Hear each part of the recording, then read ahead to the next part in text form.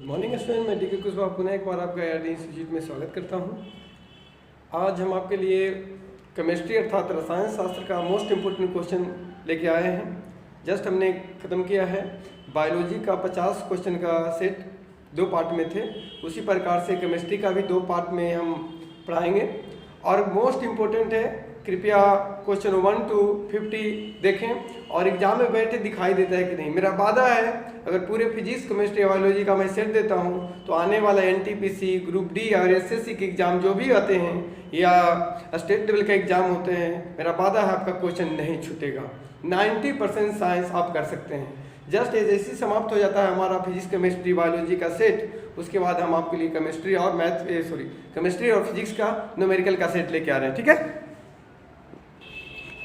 इन सेटों के बाद हम न्यूमेरिकल का सेट लेके आएंगे आपके लिए। तो स्टार्ट करते हैं केमिस्ट्री के मोस्ट 50 इंपोर्टेंट क्वेश्चन।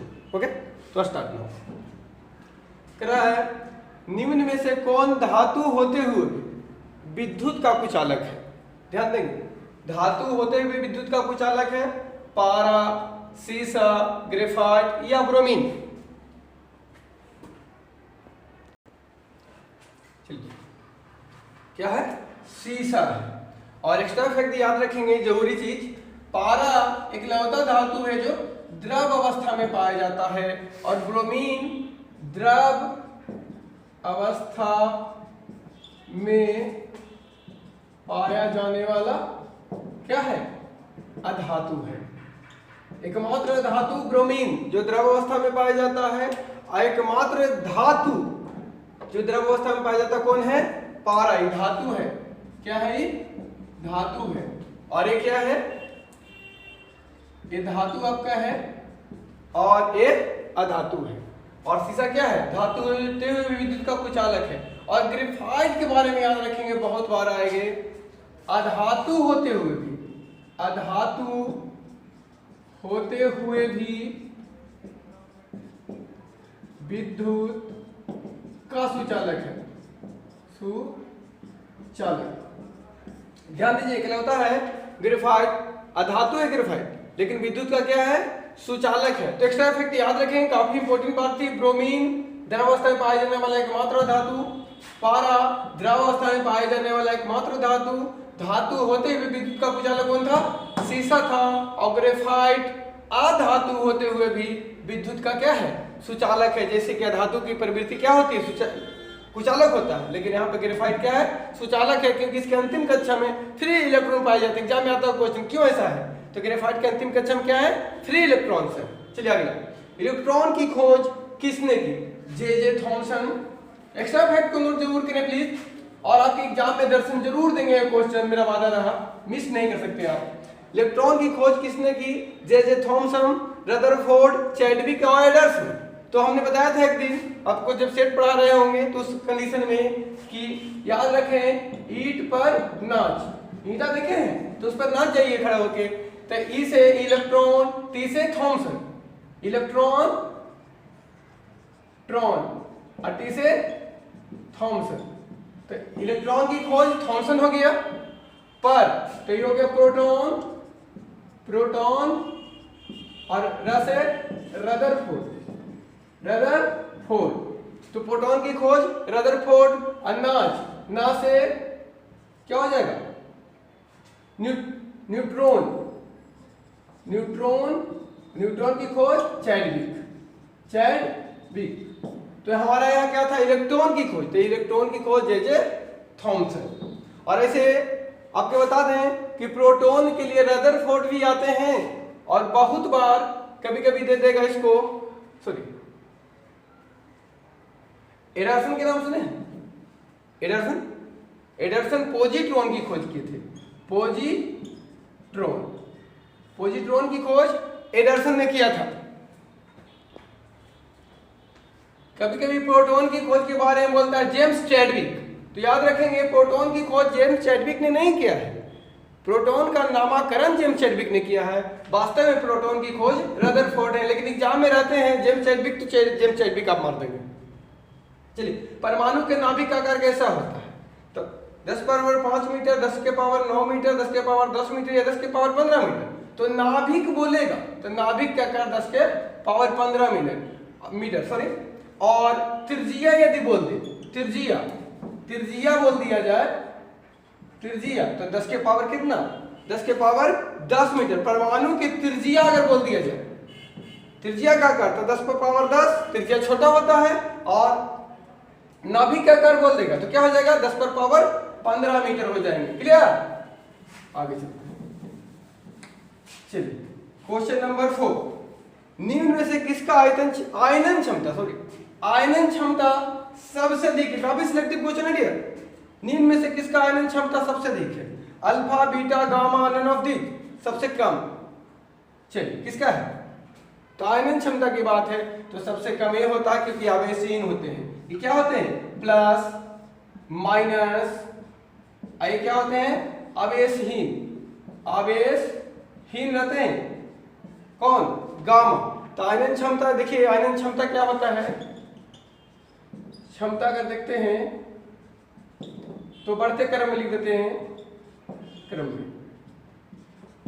आयनन क्षमता सबसे अधिक होता है अल्फा का, उसके बाद बीटा का, उसके बाद गामा का, यानी सबसे कम गामा का होता है। और वहीं भेदन क्षमता अगर आते हैं, भेदन क्षमता तो याद रखेंगे, एक्स्ट्रा फैक्ट बता रहे हैं, भेदन क्षमता इनवर्स होते हैं, अल्फा से ज्यादा बीटा का और बीटा से ज्यादा गामा का। सबसे ज्यादा भेदन क्षमता गामा का, लेकिन आयनन क्षमता सबसे कम किसका? गामा का होता है। यहां बोला गया निम्न से किसका आयनन क्षमता कम था, तो गामा का याद रखेंगे, इनवर्स होता है। चलिए आगे, रेडियो सक्रियता की खोज किसने की? रेडियो सक्रियता की खोज किसने की? चलिए, Becquerel, madam Curie, Rutherford, Irene Curie. तो रेडियो सक्रियता की बात है, कंफ्यूजन मत चाहिए। इरेडियम की खोज किए थे हेनरी बेकुलर ने किया है, और मैडम क्यूरी ने रेडियम की खोज की है। रेडियम की खोज मैडम क्यूरी, रेडियो सक्रियता की खोज हेनरी बेकुलर। चलिए क्वेश्चन नंबर 6 है, हाइड्रोजन के समस्थानिकों की संख्या कितनी है? चलिए 2 3 4 5 आइसोटोप्स पूछ रहा है, हाइड्रोजन के आइसोटोप्स कितने होते हैं? 2 3 4 5। चलिए तो 3 होते हैं। कौन? प्रोटियम, ड्यूटेरियम, ट्रिटियम,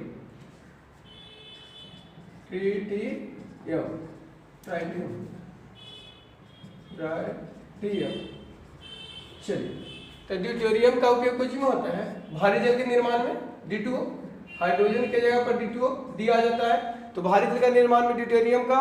और टाइट्रियम जो है क्या है? रेडियो सक्रिय है, रेडियो सक्रिय तत्व है। एक आप रेडियो सक्रिय होता है टाइट्रियम, जो हाइड्रोजन का एक समस्थानिक है टाइट्रियम, वो रेडियो सक्रिय होता है। और ड्यूटेरियम क्या होता है? ये जल का निर्माण करता है, भारी जल का निर्माण करते हैं। प्रोटियम एक होता है, मतलब 3 होता है। हाइड्रोजन के समस्थानिकों की संख्या 3 होते हैं। चलिए तो हाइड्रोजन के समस्थानिकों की संख्या 3, प्रोटियम, ड्यूटेरियम और ट्राइटियम। ड्यूटेरियम का क्या उपयोग होता है भारी जल के निर्माण में? D2O। और ट्राइटियम का क्या है? तो रेडियो सक्रिय होते हैं। ये रेडियो सक्रिय कौन होता है? जिसमें अल्फा बीटा गामा का निष्कासन होता है, और अंतिम में क्या बच जाता है? सीसा। और सबसे अस्थायी तत्व इसी में क्या कहा जाएगा? सीसा को माना गया, सबसे अस्थायी तत्व सीसा को माना गया। याद रखेंगे, जब अल्फा बीटा गामा निकल जाते हैं, रेडियो सक्रिय तत्व का अंतिम जो रूप बचेगा वो सीसा, और सीसा सबसे अस्थायी तत्व होंगे। चलिए, जब किसी तत्व में द्रव्यमान संख्या समान हो किंतु परमाणु भिन्न हो तो उसे क्या कहते हैं? समभारिक, आइसोबार, समन्यूट्रॉनिक, समस्थानिक, समिलेक्ट्रॉनिक, isotones, isobar, isotones, isotopes, isoelectronic. तो द्रव्यमान संख्या क्या है?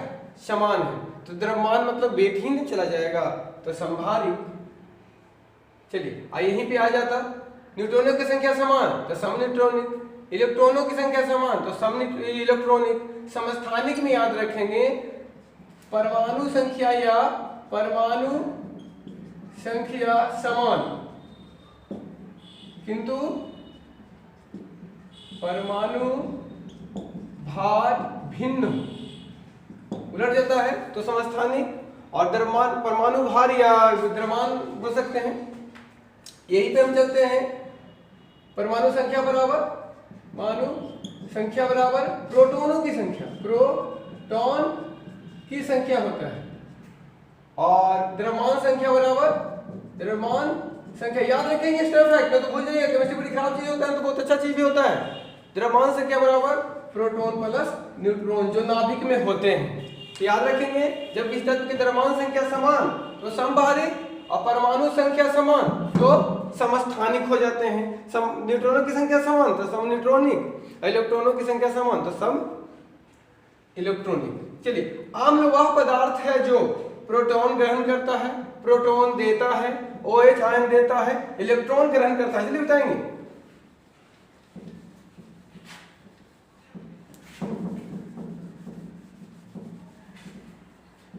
तो अम्ल वह पदार्थ है जो प्रोटॉन देता है, और प्रोटॉन को ग्रहण कौन करता है? क्षार जो बेस होते हैं। एसिड प्रोटीन देता है, और बेस जो होते हैं क्षार होता है प्रोटीन लेता है, ग्रहण करता है।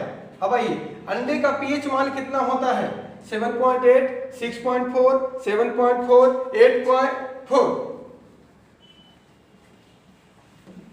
चलिए, अंडे का पीएच मान 7.8 होता है, और ये दूध का हो गया, खून का हो गया,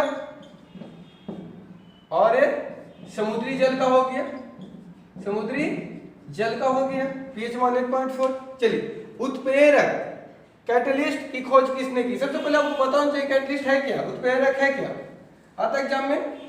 तो उत्प्रेरक वो होते हैं जो कार्य में भाग नहीं लेते हैं, कार्य में भाग नहीं लेते हैं, लेकिन कार्य की क्रिया को क्या कर देते हैं? तेज या मंद कर देते हैं, तीव्र कर सकते हैं, या तो और थोड़ा सा स्लो कर देंगे, वही है उत्प्रेरक। तो उत्प्रेरक की खोज किसने किया?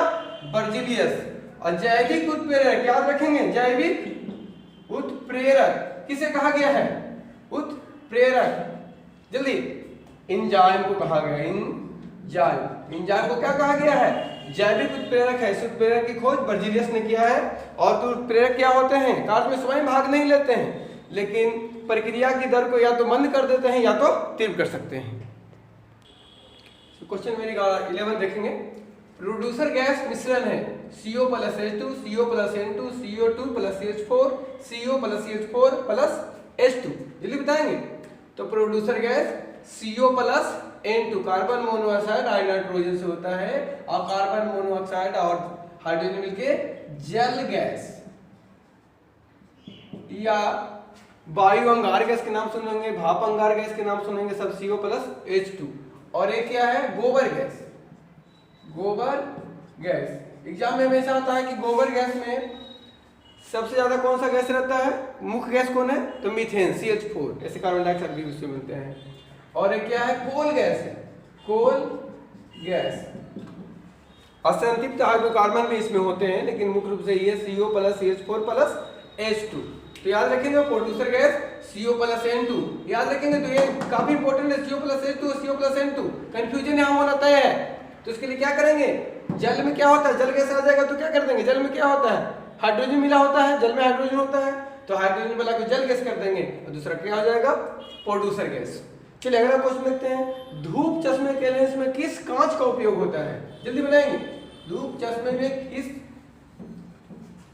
के लेंस में किस का निर्माण होता है? तो क्रूक्स, सोडा, फ्लिंट, क्रोम।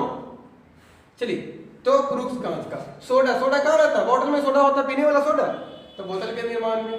बोतल जैसा क्या है? Tubelight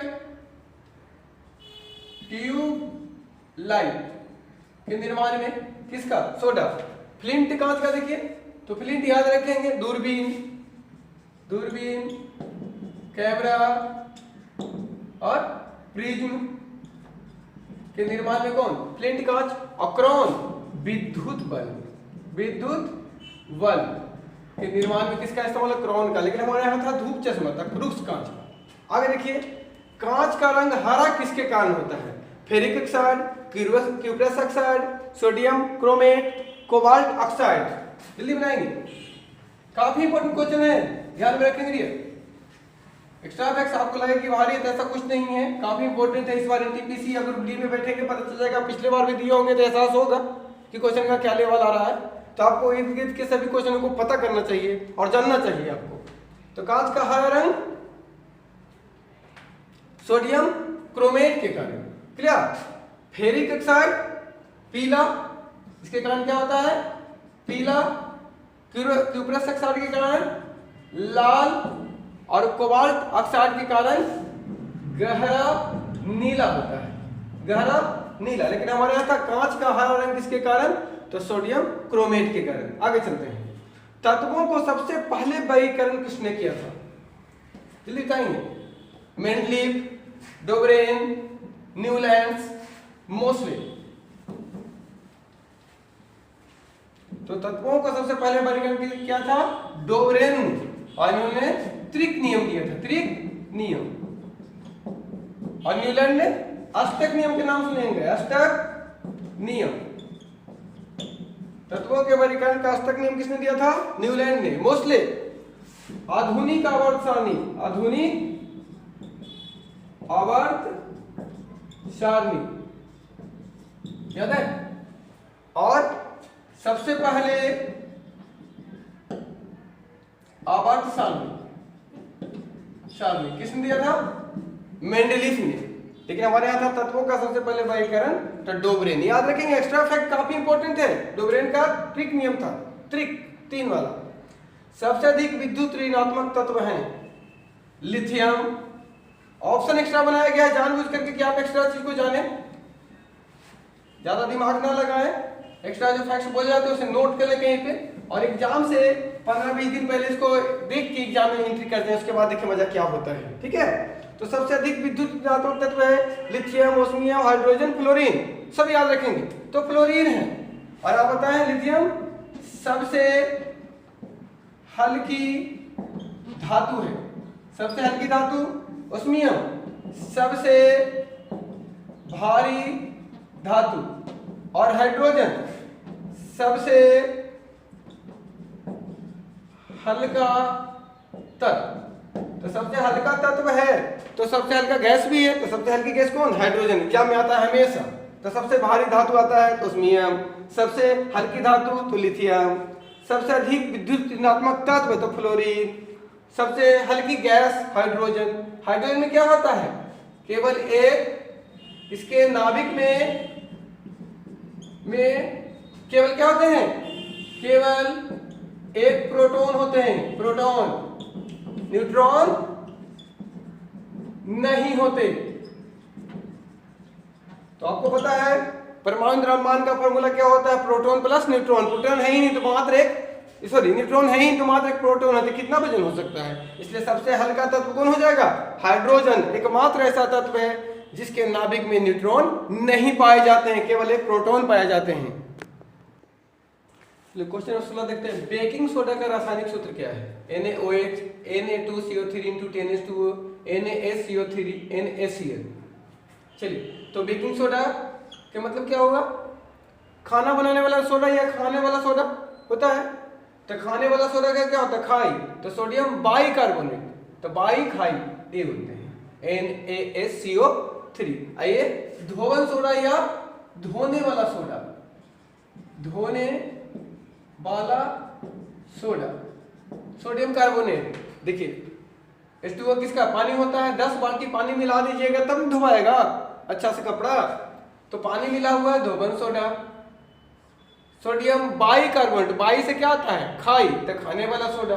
clear. तो खाने वाला सोडा या बेकिंग सोडा क्या होता है, NaCO3, Na2CO3 × 10H2O, धोने वाला सोडा हो जाएगा। NaCl, सोडियम क्लोराइड, साधारण नमक, साधारण नमक। चलिए, NaOH, सोडियम, ये क्या हो जाएंगे आपको, caustic soda, caustic soda. Clear. आगे चलते हैं। तो बेकिंग सोडा का रासायनिक सूत्र NaHCO3, सोडियम बाइकार्बोनेट। बाई से क्या होगा, खाई होगा। सबसे अधिक किस पेय पदार्थ में अल्कोहल होते हैं, विस्की, रम, बियर, जिन। शराब का नाम सुनकर तो आज काफी खुशी हुआ है ना, याद आ गया होगा। चलिए कोई दिक्कत नहीं है, याद क्या कीजिए, लेकिन आदत अच्छी नहीं है। जैसे नशा से दूर रहिए, लेकिन पता रखिए, नशा से दूर रहिए, लेकिन पता रखिए कितना होता है। एग्जाम में तो क्वेश्चन आते हैं, तो इसका मतलब ऐसा थोड़ा नहीं कि आ गया नशीला पदार्थ तो हम इसका यूज कर लेंगे, ड्रिंक करेंगे, ऐसा नहीं है, नहीं करना चाहिए। याद रखिए, सिर्फ याद करने के लिए अच्छा है। तो कौन आएगा सबसे अधिक? एल्कोहल किस में होते हैं? तो रम में होते हैं। पता है कितना होता है? 45 से 55% तक होता है रम में, उसके बाद विस्की होते हैं, इसमें 40 से 45% तक होते हैं। बियर में बहुत कम होता है, 3 से 6% तक मात्र होता है, और जिन में 35 से 40%। जिन वोदका के नाम सुने? 35 से 40%। जिन वोदका वगैरह सब इसी में आते हैं। चलिए, गन मेटल किसका मिश्रण है? गन मेटल किसका मिश्रण है? एक्स्ट्रा फैक्ट जो बताया जा रहा है, विश्वास रखिए कि आने वाले जो भी एग्जाम में आपको क्वेश्चन दर्शन देंगे, इससे बाहर आ गया तो जे बोलिए जैसे ही, लेकिन इससे बाहर नहीं है। मात्र 50 क्वेश्चन आपको बता रहे हैं, इतना बढ़िया क्वेश्चन, सिलेक्टिव क्वेश्चन है। आप सोचिए 1000, 1,50,000 ऐसा क्वेश्चन पढ़ने से बेहतर है कि मात्र हम 2000 क्वेश्चन के आसपास टोटल पढ़े और रिजल्ट दे दें। आपको तो रिजल्ट से मतलब है यार, आपको फालतू से क्या मतलब है, लगे रहते हैं झूठ मूठ का। पढ़िए, मन से पढ़िए ना, ये सब एग्जाम में क्वेश्चन आते हैं बार बार और गलती करते हैं। तो जो एग्जाम में आते हैं गलती करते हैं उसको ना सुधारिए आप पहले। आप फालतू पढ़ने के चक्कर में जो आता है वो गलती करके आते हैं, नेगेटिव ले लेते हैं। हर बार 5 से 10 क्वेश्चन आपका गलती होता है, याद रखिएगा। एग्जाम से बाहर आते हैं तो ओह ये था, तब जब घटना घट चुकी है तो उसको क्या कर लोगे आप? इसलिए जो आपका छूट रहा है उस पर अटैक पहले करिए, क्योंकि रिजल्ट 1-2 नंबर से ही छूटते हैं, और आपका 5 से 6 गलती जाना हुआ है तो फालतू जानने की क्या जरूरत है? जो जानते हैं उसी को रिपीट कीजिए ना अच्छे से जरा। गन मेटल किसका मिश्र धातु है? चलिए बताइए। Cu Zn निकिल, कॉपर जस्ता निकिल, कॉपर जस्ता टीन, कॉपर जस्ता सीसा टीन। चलिए बताएंगे। तो गन मेटल कॉपर जस्ता टीन, और ये क्या होते हैं? निकिल जैसी आ जाएगा, कॉपर जस्ता निकिल। निकिल में थोड़ा चमक होता है चांदी टाइप का, तो ये जर्मन सिल्वर। जर्मन सिल्वर याद रखेंगे, काफी इंपॉर्टेंट है। जर्मन सिल्वर में सिल्वर होता ही नहीं है। कॉपर जस्ता निकेल, निकल थोड़ा सा चमक है, दोनों देखिए कॉमन थोड़ा सा है, लास्ट में इसमें निकल नहीं, इसमें क्या है? टीन हो गया है, तो टीन वाला मेटल हो जाएगा, टीन मेटल, और निकल आ जाएगा तो जर्मन सिल्वर हो जाएंगे। PbSn क्या हो जाएगा? ये सोल्डर, सोल्डर, और ये क्या हो जाएगा? कॉपर जस्ता। कांसा के नाम सुने हैं? कांसा, पीतल, पीतल, पीतल कैसे आ गया? पिताजी के नाम सुने? पिताजी, तो पीतल जो हो जाएंगे तांबा और जस्ता। निकलेगा ता से तांबा और जैसे जस्ता, पी से पीतल, तो क्या हो जाएगा? पीतल बराबर तांबा प्लस जस्ता। पिताजी हो गए ना, पिताजी, तांबा और जस्ता, पी से पीतल, ता से तांबा, जा से जस्ता। तो क्लियर है यहाँ पे गन मेटल का किसका मिश्रण? कॉपर जस्ता और टीन का। याद रखेंगे एक चीज, काफी इंपॉर्टेंट क्वेश्चन सिलेक्टिव है यहाँ पे आपको। नाइट्रोजन की खोज किसने की? चलिए, नाइट्रोजन की खोज सिलिया, प्रिस्टले, रदरफोर्ड, कैवेंडिश, लोकेयर। तो नाइट्रोजन की खोज रदरफोर्ड, सिलिया, प्रिस्टले ऑक्सीजन की, कैवेंडिश हाइड्रोजन की, लोकेयर हीलियम की खोज किए थे। चलिए आगे।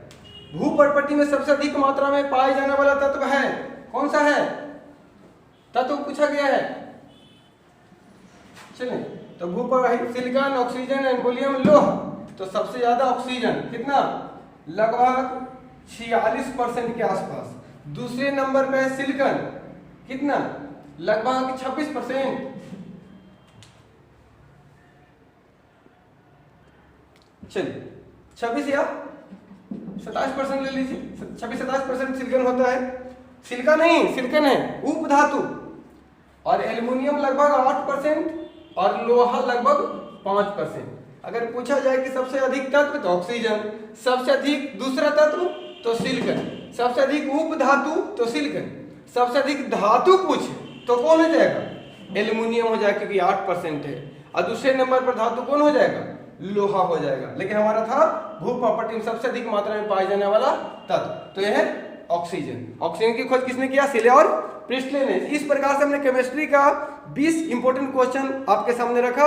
आई होप काफ़ी मजा आया होगा क्वेश्चन को देख करके, लेकिन क्वेश्चन आसान थे, इसके अलावा भी इसमें ऑप्शन थे, एक्स्ट्रा फैक्ट बताए गए थे। मिला जुला के 20 का हमने लगभग 80-90 क्वेश्चन क्रॉस किया है।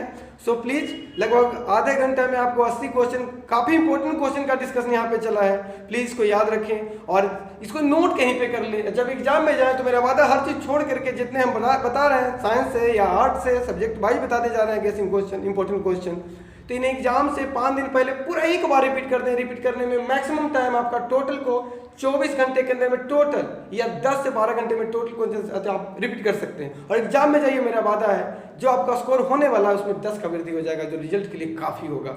1 नंबर में रिजल्ट होता है यार, ये तो 10 नंबर बनने वाली है। ठीक है, तो केमिस्ट्री के रेस्ट क्वेश्चन को लेकर अगले वीडियो में आ रहे हैं। Thank you.